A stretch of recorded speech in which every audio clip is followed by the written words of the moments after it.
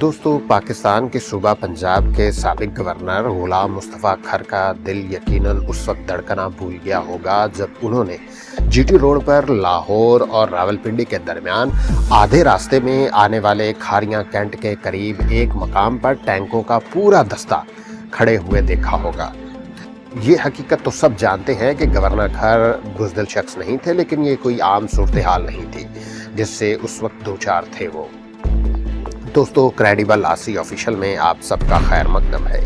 ये एक सरकारी मर्सिडीज चला रहे थे जिसकी पिछली सीट पर पाकिस्तान आर्मी के आखिरी कमांडर इन चीफ जनरल गुल हसन खान और पाकिस्तान फ़ज़ाइया के commander in chief air marshal Rahim Khan बैठे थे, जबकि जनरल गुल हसन की पसली से वफाकी वजीर गुलाम मुस्तफ़ा जतोई के पिस्तौल की नाली टकरा रही थी। आर्मी और फ़िज़ाइया के सरबराहान को सदर जुल्फ़कार अली भुट्टो के हुक्म पर ऐवान सदर रावलपिंडी से गवर्नर हाउस लाहौर ले जाया जा रहा था। मर्सिडीज़ के अंदर माहौल बहुत ही पुरअसरार था। ये उस इजलास से पैदा होने वाली सूरत हाल का तसलसल था जो दोनों फौजी सरबराहान की सदर भुट्टो से ऐवान सदर रावलपिंडी में मुलाकात हुई थी और दोनों फौजी सरबराहान को उनके इस्तीफ़ों का तहरीरी मुसव्वदा थमाते हुए हुक्म मिला कि उन पर दस्तखत कर दें। दस्तखत के बाद भुट्टो ने अपने बाएतमाद साथियों गुलाम मुस्तफ़ा खर और गुलाम मुस्तफ़ा जतोई से कहा कि दोनों फौजी अफसराहान को अपने हमरा लाहौर ले जाएं, जहां आने वाले चंद दिन तक उन्हें महफूज हिरासत में गवर्नर हाउस में ही रखा जाएगा। भुट्टो के उन साथियों को अगवाकारों की बजाय हाई जैकर के तौर पर बयान करना बूढ़े और गोशा नशीन जर्नल की दानिशमंदी थी, क्योंकि ऑक्सफोर्ड यूनिवर्सिटी प्रेस ने उन यादाश्तों को जब शाया किया तो सन 1993 में रावलपिंडी में वो रिटायर्ड ज़िंदगी बसर कर रहे थे और उस वक्त मुल्क में सियासी कशमकश और अफरा तफरी उरूज पर थी। उन दोनों फौजी सरबराहान को उनकी मर्जी के खिलाफ लाहौर ले जाया जा रहा था। जनरल गुल हसन उन वाक़यात को अपनी यादाश्तों में कुछ इस तरह बयान करते हैं कि लाहौर के बीच रास्ते में उस वक्त गाड़ी की रफ्तार यकदम मजीद तेज हो गई थी जब खर की नज़र सड़क किनारे खड़े चंद टैंकों पर पड़ी। ये देखकर एक या दो लम्हे के लिए खर के दिल की धड़कन यकीनन रुक गई होगी। उनको शक गुजरा होगा कि खारियां में मौजूद एक आम डिवीजन गद्दी नशीनों की भरपूर मदद से उनको घेरने के लिए ताक लगाए बैठे हैं। 3 मार्च 1972 इतवार की शाम थी जब भुट्टो आर्मी और फ़ज़ाइया के सरबराहान पर सख्त गुस्से में थे, क्योंकि उन दोनों ने हड़ताल करने वाले पुलिस की जगह आर्मी और फ़ज़ाइया को तैनात करने के उनके हुक्म को मानने से इनकार कर दिया। भुट्टो ने आर्मी और फ़ज़ाइया के सरबराहान को मुलाकात के लिए ऐवान सदर तलब किया। ये वो ज़माना था जब सिविलियन हुक्मरान खास मुलाकात के लिए आर्मी चीफ को मदऊ किया करते थे। भुट्टो ने गुल हसन और एयर मार्शल रहीम पर बरहमी का इजहार किया। पाकिस्तान पीपल्स पार्टी के दूसरे दर्जे की क़यादत गुलाम मुस्तफ़ा जतोई, मुस्तफ़ा खर, मुमताज़ भुट्टो और उस वक्त के कौमी सलामती के मुशीर जनरल अकबर खान भी उस मौका पर मौजूद थे। जनरल गुल हसन ने अपनी यादाश्तों में ऐवान सदर में होने वाली इस मुलाकात का पूरा हाल खुलकर बयान किया है, जिसमें उन्होंने इस्तीफ़ा दिया था, हत्ता कि उन्होंने शुरका के मुकालमे तक नकल की है। भुट्टो ने बात का आगाज़ किया कि मैं लगी लपटी रखे बगैर साफ बात करूंगा।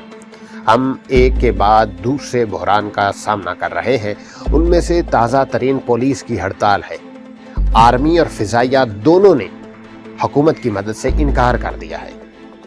मेरे ख्याल में वक्त आ गया है कि हम मज़ीद आगे नहीं चल सकते। आर्मी और फ़ज़ाइया की तरफ से कोई ताउन नहीं किया जा रहा और मैं इस सूरत हाल में हुकूमत चलाने के लिए तैयार नहीं। फिर भुट्टो के जवाब के लिए एयर चीफ मार्शल की तरफ देखा तो रहीम खान बोले, मुझे फैसलाबाद के ऊपर नकली परवाज़ें कराने के लिए कहा गया, लेकिन मैंने ऐसा करने से इनकार कर दिया क्योंकि पाकिस्तान फ़ज़ाइया की ये काम नहीं।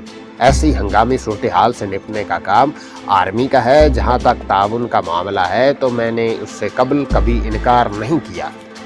भुट्टो एयर चीफ के साथ बहस के मूड में नहीं थे, लिहाजा उन्होंने जनरल हसन की तरफ देखकर सर को जुम्बश दी। जनवरी 1972 में पंजाब पुलिस के नित्य दर्दे के अफसरान और अमले ने दाएं बाजू की जमातों के उकसाने पर गैर मुअय्यना मुद्दत के लिए हड़ताल कर दी। उनका हुकूमत से मुतालबा था कि तनख्वाहों में 100% इजाफा किया जाए।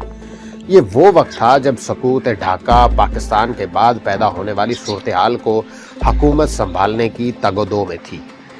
भुट्टो हुकूमत के लिए सियासी अदम इस्तेहकाम की बहुत ही बुरी सूरत हाल दरपेश है।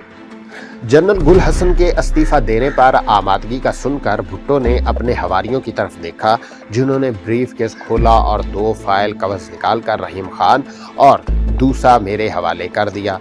उनके अंदर पहले ही टाइपशुदा इस्तीफे थे। मेरे मांगने पर जतोई ने कलम मुझे दिया।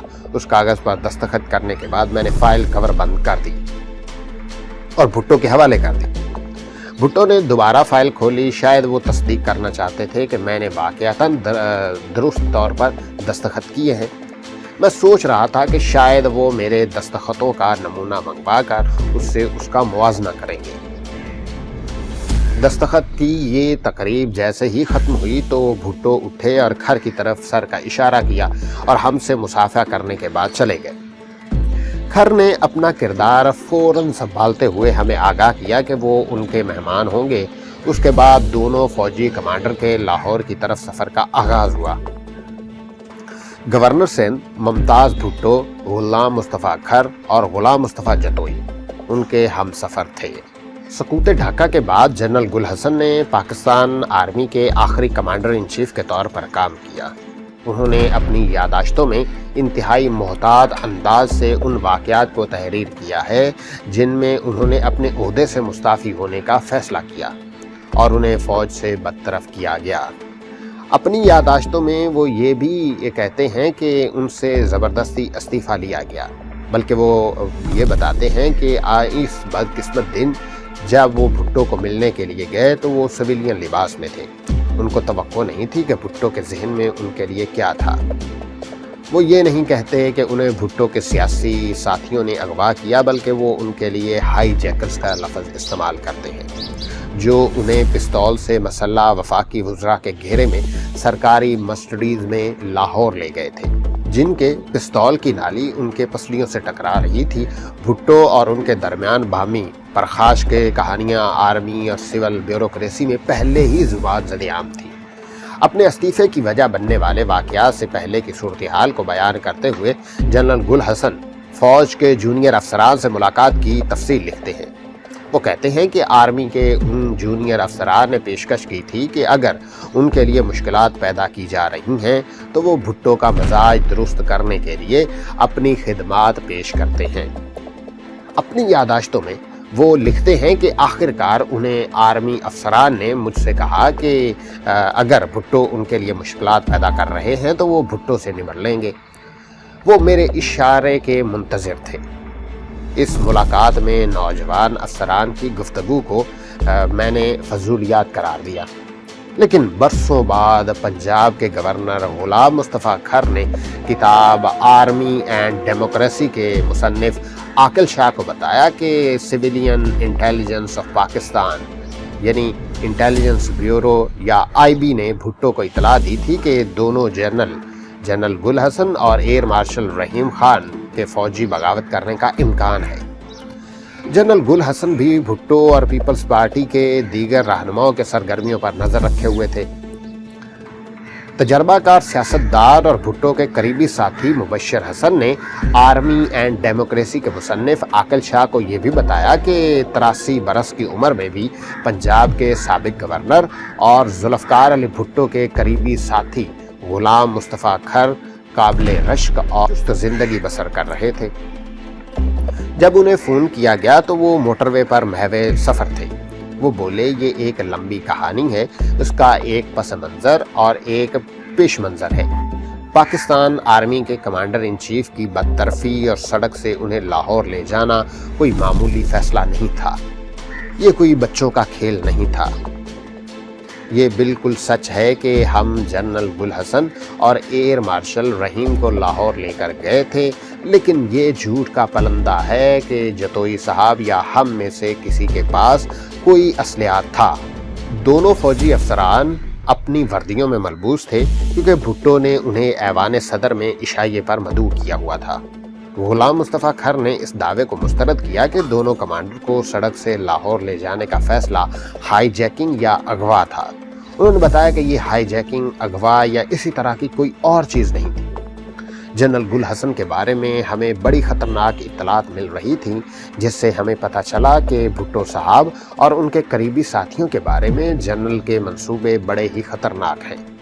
ہمارے سامنے دو ہی راستے تھے، یا ہم ہار مان کر ان کی منصوبہ بندی کو اپنی تقدیر کا لکھا سمجھ کر قبول کر لیتے یا پھر اپنی جوابی حکمت عملی ترتیب دیتے۔ ہم نے جواب میں اپنا لاہے عمل بنانے کا فیصلہ کیا، جس کے ہمارے بعض ساتھیوں نے مخالفت بھی کی، لیکن ہم نے خود سے یہ سوال کیا کہ فوجی قیادت کے منصوبے کا مقابلہ کرنے کے لیے تاریخ ہمیں کسی طرح سے یاد رکھے گی۔ پاکستان میں ہر حکومت کو فوج سے خطرہ رہا ہے۔ یہ خطرہ بھٹو حکومت کو بھی درپیش رہا ہے۔ اس بدقسمت دن کے بارے میں کھر کے واقعات کی ترتیب بینہ وہی ہے جو جنرل گل حسن نے بیان کی ہے، تاہم وہ اسے اغوا یا ہائی چیکنگ سے تعبیر نہیں کرتے۔ البتہ وہ یہ ضرور تسلیم کرتے ہیں کہ لاہور پہنچنے پر فوجی کمانڈر کو گورنر ہاؤس میں رکھا گیا تھا۔ کھر نے راولپنڈی سے لاہور جاتے ہوئے راستے میں ٹینکوں کا دستہ دیکھنے سے متعلق جو کہانی بیان کی تھی وہ جنرل گل حسن کے دعوے سے کچھ مختلف ہے۔ یہ درست ہے کہ گجراوالا کے قریب آرمی کارروائے دیکھ کر یقیناً ان کے دل میں دھڑکن تیز ہو گئی تھی۔